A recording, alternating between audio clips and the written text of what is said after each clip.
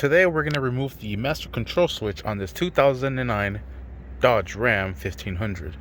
Alright, I just made a video of how to fix these here. What we did was clean the prongs. The windows weren't going down or up, but now we got that working. But this one did not work. So it's time to replace this unit. We tried our best to fix this, now we got to replace it. So first thing we're going to go ahead and do is just pry it out of there.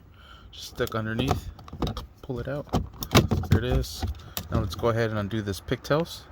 And after you disconnect it, there it is. And that is how you remove it. We have the replacement part right here. That is the... There it is. That's the part number right there. So let's go ahead and plug this one in.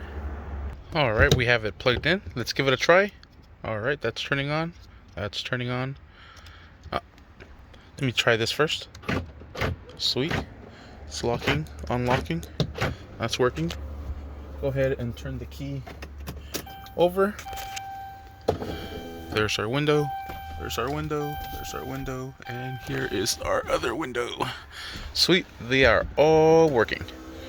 Now let's go ahead and put this back down. And we're set. And that is how you replace the master control switch on this 2009 Dodge Ram 1500. Thank you for watching. Please like and subscribe.